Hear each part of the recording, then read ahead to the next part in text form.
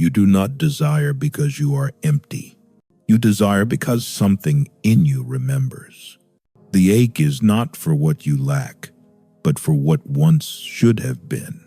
Not absence, but the shape of absence. A contour left by the touch that never arrived. We speak of longing as if it rises from need, but deeper still it rises from deprivation fossilized into the structure of the self. What you pursue in others, in status, in achievement, in connection, is not presence, it is compensation, a defense cloaked as ambition, a survival strategy dressed up as romance. What you call love may well be a disguised form of hunger-seeking, not a partner, but a witness to an old silent wound. The psyche does not forget. It represses, it rearranges, it represents, but it does not forget. It buries pain not to eliminate it, but to function beside it, to hold itself together just enough to pass as whole. And yet, in the background, the buried moans, not loudly, not violently, but through dreams, compulsions, nervous rituals, the quiet insistence of repetition. You repeat because you never resolved. You repeat because the original was not metabolized, it only disappeared from view. So much of what we call personality is adaptation to injury. So much of what we call normal is trauma dressed in clean clothes. You learn silence before you ever speak. You learn invisibility before you're ever seen. And the ego forms not as a beacon of strength, but as a fortress against annihilation. You think you're craving love, but look closer. You're craving repair. Not affection, but recognition. Not touch, but attunement. Not company, but presence, real, enduring presence that says, I see you as you are, and I do not look away. This is not romantic. It is the raw conflict between the id and the external world. The child learns to repress unacceptable instincts, redirecting libidinal energy to secure attachment and avoid punishment. This repression shapes the ego, which emerges not from wholeness, but from the necessity to mediate between the id and reality, because being whole was dangerous, because being authentic meant rejection. And so the false self is born not out of deceit, but out of necessity. The adult walks the world carrying the mask, not because they're fake, but because the real was once punished. They crave intensity because it allows unconscious drives, particularly repressed sexual and aggressive instincts, to break through the ego's defenses. They confuse anxiety for excitement because the superego punishes the ego for allowing instinctual gratification, even in fantasy. Because calm wasn't safe. Because silence once meant threat, not rest. Every craving holds a code, not for what you want, but for what you lost. You do not crave endlessly, you crave familiarly. You return to what resembles the pain you survived, hoping this time it might resolve differently. It's not masochism. It's repetition, compulsion, a secret wish that if I reenact the trauma just right, this time I won't be abandoned. This time I'll be chosen. This time I'll matter. But trauma does not resolve through reenactment. It deepens. It grooves into the unconscious, becomes a law unto itself. You wonder why you attract what wounds you. But perhaps it's not attraction. Perhaps it's allegiance.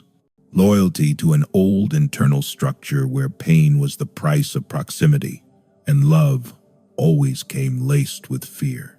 There is no neutral desire. Every longing is a map, and the unconscious draws the territory in shadows. The therapist is not there to give you answers. They are there to midwife what was exiled, to hold open the space where grief can be felt, rather than converted into ambition, where rage can be honored, rather than turned inward as shame, where you begin to see the person you've become is a monument to everything you had to survive. But survival is not living, and the unconscious doesn't stop pressing. You feel it in your body, tightness in the chest, restlessness in solitude, the compulsive need to prove you're enough, not because you believe you are, but because some part of you still believes you're not. You do not fail to heal because you are broken. You fail to heal because the defenses work too well, because repression was elegant, because forgetting was functional, because truth hurts more than illusion until it doesn't. And so we stay busy. We chase. We distract. We self-improve, not to grow, but to escape. Escape the stillness where the past waits, not as memory but as mood, as a gaze we can't meet, as a silence that feels like judgment. But to see clearly is not to collapse. It is to remember without becoming. It is to witness the child without fusing with them, to hold the sorrow without drowning in it, to feel the terror and remain. This is not healing as triumph. This is healing as fidelity to the truth, to what happened, to what you lost, to what you had to do to survive it. The psyche is not a riddle to be solved. It is a burial ground. And therapy, if honest, is not a staircase. Cupid is an excavation. Layer by layer, the ego gives way to the abandoned parts, to the shamed parts, to the child that learned to smile through pain, that learned to lie in order to be loved. You do not become whole by adding. You become whole by confronting, by naming what the family could not name, by feeling what the culture demands you suppress, by standing before the mirror and not looking away, not from the beauty, but from the brokenness that shaped it. Everything you crave is a reflection of what you never got, not to torment you, but to invite you back to the origin point, where the unconscious began to bend, where the split began, where the story turned into a symptom. And maybe, just maybe, you do not need to chase love anymore. You need to grieve its absence, to feel the depth of what was missing, not to fix it, but to finally see it, to finally stop pretending it was okay, to say, it wasn't, and I survived it anyway. This is not redemption. It is recognition. And in recognition, the unconscious speaks, not in language, but in release, not in narrative, but in tears, not in answers, but in the sacred weight of what was once silenced. That is where your craving points, not forward, but inward, not toward more, but toward what was never there. And the question is not how to get it now, but how to honor the parts of you that kept going without it, the ones that learned to smile without joy, to care for others while neglecting themselves, to succeed while feeling like frauds, to crave while calling it love, to lose and never weep. You were never broken, only buried. And now you remember, not in words, but in wounds. And beneath every craving, a cry, finally heard. But remembering is dangerous. The mind has sealed doors for a reason. Memory is not a gentle flicker, it is a force that threatens the architecture of self. To remember what you were never allowed to feel is to risk the collapse of everything you built in its place. The image, the performance, the version of you that coped. And yet, the unconscious does not care for stability. It only cares for truth. It demands recognition through symptom, not suggestion. It pulls at you with panic when you're alone. It stirs in the quiet between distractions. It leaves you restless in relationships that look perfect on paper, but feel hollow in the soul. You think you're ungrateful, But perhaps you're merely haunted by the authenticity you traded away in the name of survival. There is no freedom without mourning, no peace without rupture. You cannot bypass the grief of what never was. You cannot bypass the guilt of growing beyond the emotional limits of your caregivers. The child in you still wants their love, still wants their eyes to soften, still wants to be told, "You did not have to earn this." But that sentence never came. And so you set out into the world trying to make others say it. Partners, mentors, crowds. But no one can give you what was structurally missing. No one can reconstruct the psychic scaffolding that never formed. They can only trigger the places where you hoped repair would live. And when they fail, as they always do, you spiral, not because they hurt you, but because they confirmed what your unconscious always feared, that you are too much or not enough, that love is conditional, that safety is a myth. And so you develop symptoms not to suffer, but to speak. The panic is not madness, it is memory.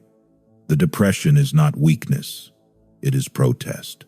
A slowing down, a refusal to keep moving when something inside you needs to be found. The compulsion is not dysfunction, it is language. The only way the unconscious knows how to say, look at what I endured. Look at what you made me bury. Look at what I've become in your absence. You blame yourself for your patterns. But what if your patterns are grief rituals in disguise? What if your self-sabotage is loyalty to a pain that never had its day in court? What if the very thing you're trying to destroy in yourself is the most faithful record of what you survived? We live in a world that rewards dissociation, that calls repression strength and emotional numbing maturity, that tells you to move on before you've even made contact. That pathologizes the very symptoms that carry the truth. So you adapt. You edit yourself in real time. You suppress your tears, your anger, your fear because they are inconvenient, unattractive, disruptive. But the psyche does not obey cultural norms. It has its own clock, its own ethics, its own relentless need for coherence. And if you refuse to listen, it will find other ways to speak. Through illness, through addiction, through sleeplessness and sabotage, not because it wants you to suffer, but because it wants you to feel.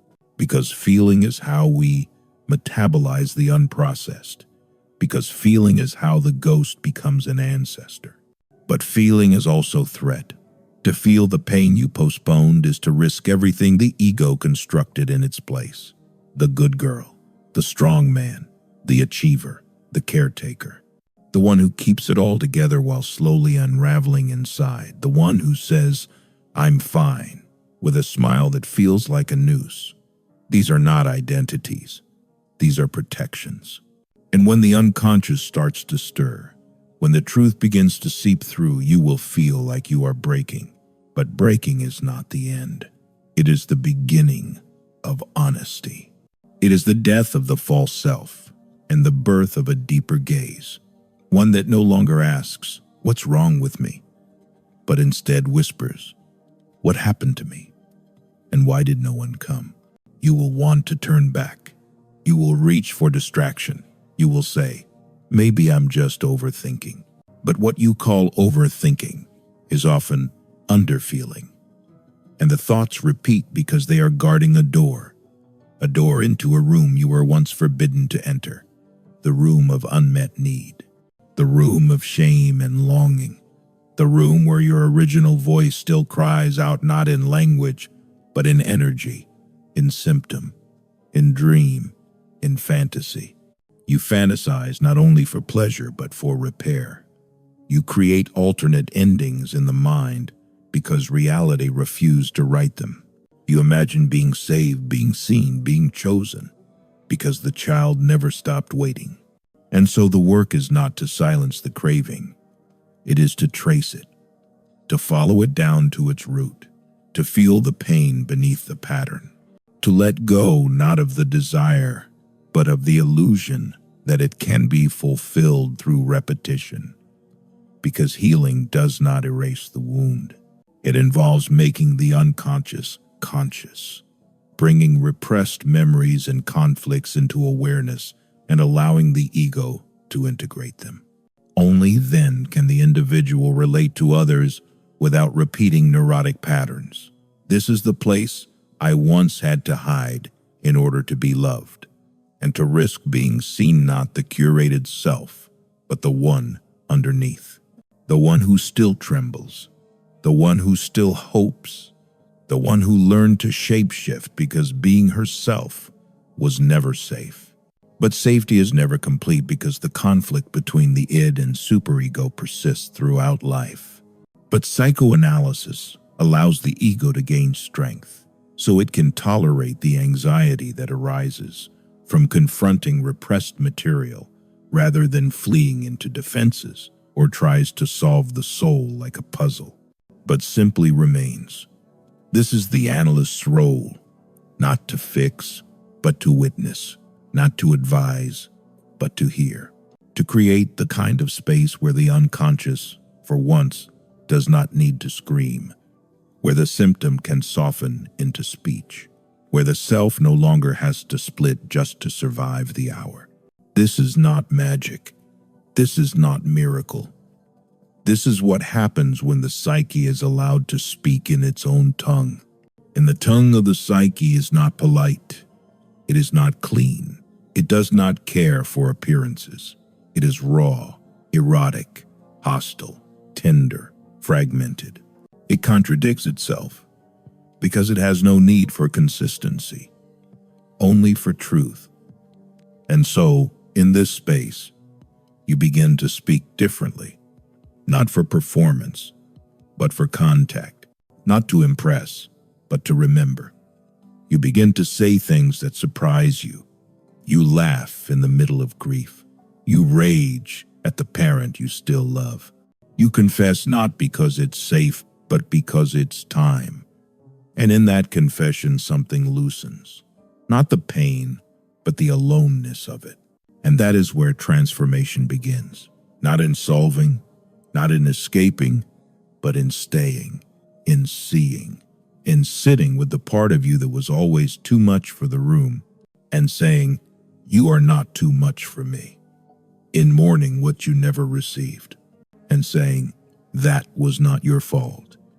In feeling the full weight of your craving and not shaming it or numbing it or rushing to replace it, but honoring it as the last living trace of a love that never arrived, as the proof that your capacity to long was never destroyed, only deferred, only disguised. Everything you crave is a reflection of what you never got. And if you dare to follow it, not to consumption, but to its source, if you dare to feel the grief beneath the hunger, if you dare to meet the self you once abandoned in order to be loved in, perhaps, for the first time, you will stop chasing what was lost and begin the work of making room for what is real. But making room for what is real is not a joyous return, it is an act of defiance. Because to welcome the real self is to betray the pact you once made with silence. The pact that said, "I will not feel if it means I can stay close. I will not speak if it keeps me safe. I will not need if it earns me love." These were not conscious decisions. They were survival instincts dressed in the clothes of goodness. But now, decades later, the cost is evident. The symptoms speak louder. The roles wear thinner. The inner exile becomes unbearable. And still, the world urges you to cope, to move on, to stay functional. But healing does not ask for function, it asks for fidelity. Fidelity to the wound, not as a badge of suffering, but as a map of where you lost yourself. And to follow that map means to wander back through the labyrinth, through the forgotten rooms of your history, through the moments that were never named as harm but lived in your body as dread, through the smiles you gave while your heart clenched, through the apologies you made for having needs, through the nights you lay awake, rehearsing your own disappearance just to be worthy of care. This is not romantic remembering. This is soul archaeology, a digging that gets darker before it finds any light. And even then, the light is not soothing, it is surgical. It reveals rather than heals. It exposes rather than consoles. Because the unconscious wants only one thing: to be seen. And when it is seen without judgment, without rush, without needing to turn it into a story with a clean ending, something strange happens. You stop needing the craving to disappear. You stop needing the ache to justify itself. You begin to relate to your desire not as shameful but as sacred, as the proof that something in you never gave up, that the child still waits at the threshold, not bitter, not broken, but patient, holding out their hand, not for rescue, but for recognition. And it is you who must return, not as savior, but as witness, not to erase the past, but to stop pretending it didn't shape you. And as you stand there between the self you became and the self you buried, there will be a moment of silence, a moment when nothing moves, but everything trembles, because the truth is unbearable, and yet utterly ordinary. You needed more than you received. You felt more than they allowed. You were left alone with what was too big to hold. And you adapted not because you were resilient, but because you had no choice. And now the choice returns, not to relive it, but to stay with it, not to dramatize it, but to dignify it, not to seek revenge through repetition, but to say the words that were never said. I hurt, I longed, I waited, and I mattered. You will not be rewarded for this work. There are no medals for remembering, no applause for facing what others still run from. The world may call you selfish, dramatic, indulgent, but you are none of those things. You are simply honest. And honesty is terrifying in a culture built on repression. So walk softly, but do not stop. Let the tears come. Let the fury come. Let the numbness pass through you like a fog lifting. This is how the psyche unfolds through grief, not through force, through mourning, not through mastery. And the self that emerges will not be stronger. It will be truer. You may find in time that you no longer need to be chosen. You only need to be real. That you no longer crave from emptiness, but from fullness. That you no longer reach to complete yourself, but to share what you've reclaimed. Because the craving, too, evolves. It softens. It slows. It loses its desperation. Not because the need has vanished, but because it has been held. Because somewhere, deep in the architecture of your being, you finally stopped running. You turned inward and you stayed. You made contact. You bore witness, and for the first time, your craving became not a scream but a song, not a wound but a voice, not a flaw but a path. This path is not linear. It does not promise closure. It does not promise you'll be rid of pain. But it does promise one thing: that you will no longer be a stranger to your own depths, that you will walk your life not as a performance, but as a homecoming, that the ache you once feared will become your compass, that the longing you once cursed will become your guide, that the self you once split will become your ally. And in that union, imperfect, trembling, alive, you will find something resembling peace. Not the peace of having everything you ever wanted, but the peace of finally knowing what you needed and who you became in the absence of it. And that, perhaps, is enough. Not to undo the past, not to erase the suffering, but to live forward with the clarity that what you craved was never foolish. It was faithful, faithful to the child, faithful to the truth, faithful to the dream of being met, not with conditions, but with care. And though that dream was delayed, it was never extinguished. It lived on in your symptoms, in your desires, in your stories, in your silences. It lived on, waiting for you to turn around and see. You were never too much. You were never not enough. You were simply never fully received. Now you are, not by the world, not by the ones who failed you, but by the one who finally chose to stop abandoning themselves, by the one who dared to remember, by the one who now knows that everything you crave is a reflection of what you never got, and the courage to see that is where your life begins again. Begins not with triumph, but with trembling, with the uneasy stillness of no longer running, with the unfamiliar silence of a self no longer pleading for external repair. And in that stillness, all that was exiled returns. The grief arrives, first dense, ancestral, patient, not loud, not chaotic, but heavy with recognition.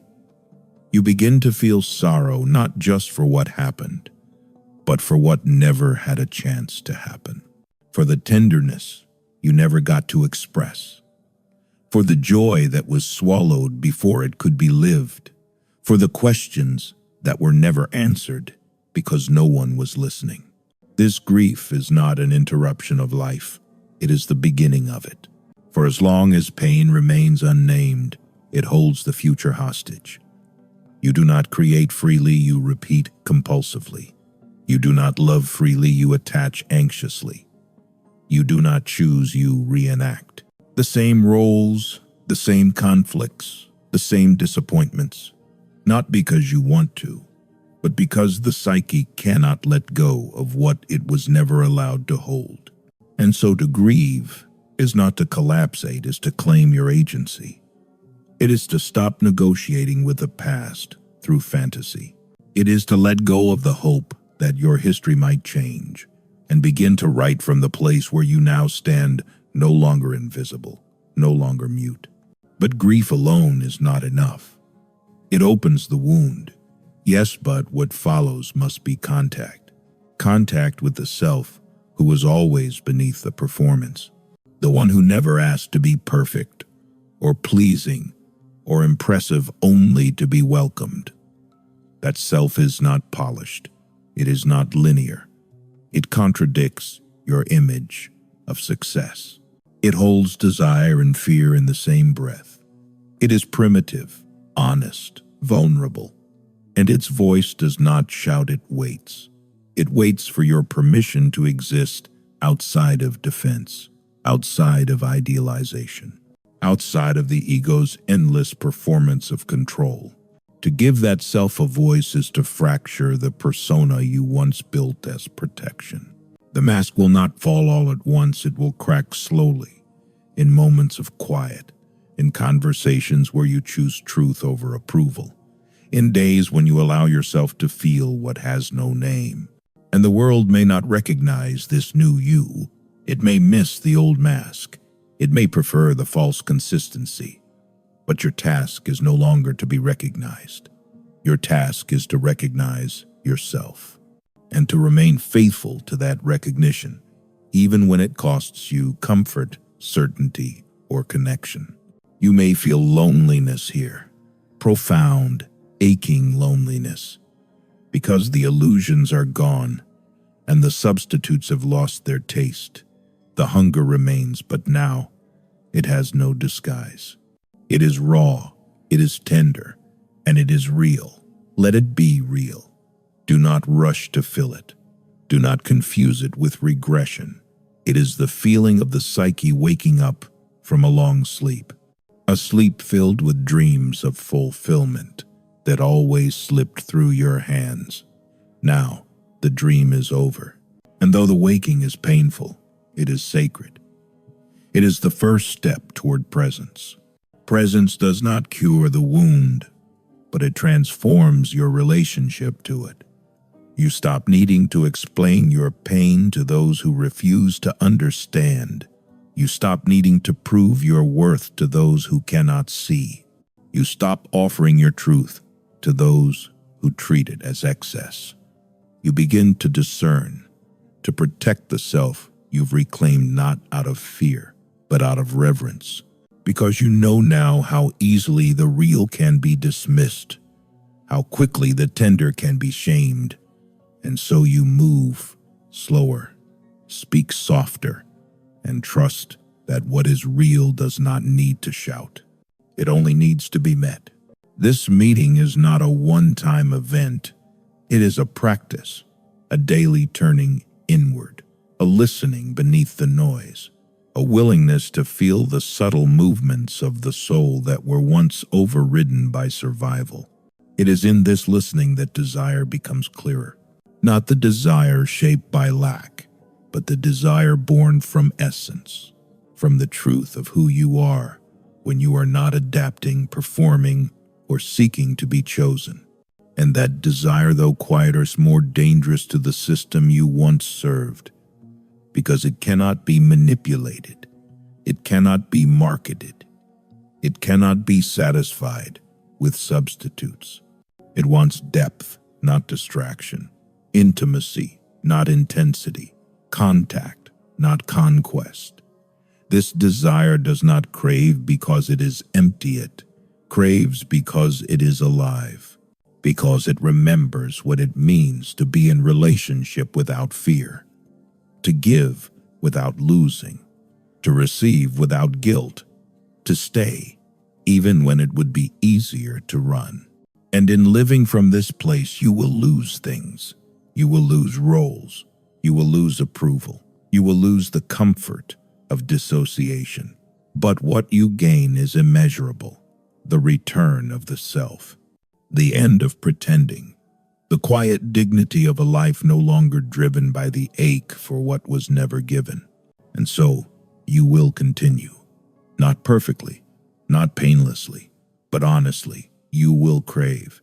Still, but now you will know the craving. You will name it. You will sit beside it, not as enemy, but as companion. And you will whisper, I see you. I know why you're here. You are the echo of my unlived life. You are the ghost of what I never received. And in naming it, you unchain it. Not to banish it, but to give it a place at the table. A place where it no longer needs to scream. A place where longing can finally become legacy.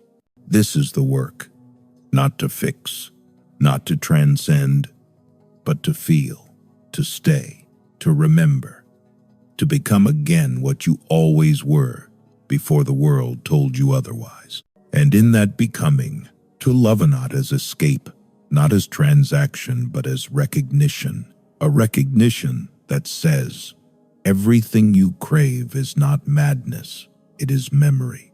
And now, at last, you have remembered enough to begin. And so, you arrive not at resolution, but at reckoning. There is no final moment of clarity where the pain vanishes, no dramatic shedding of all you carried. There is only this, the quiet knowledge that you no longer need to lie to yourself, that you can walk with the ache without letting it define you, that you can live with the craving without letting it consume you, that you can want deeply and still choose consciously. You no longer confuse longing with destiny. You no longer mistake repetition for love.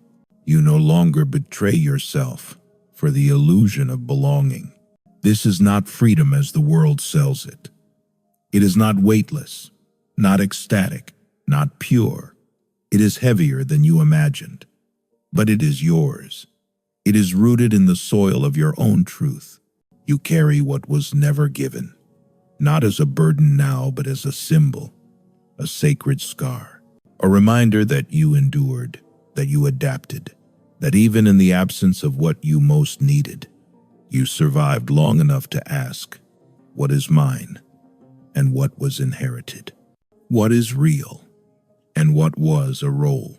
And from that asking, something opens, slowly, gently, the possibility of living without the constant performance, the possibility of love that does not imitate loss, the possibility of peace, not because the past is gone, but because it no longer governs every step. You are not healed, but you are honest. You are not whole, but you are no longer hiding. You are not finished, but you have stopped pretending there is an end. You have entered your own depths and remained. And that, in the language of the unconscious, is a beginning.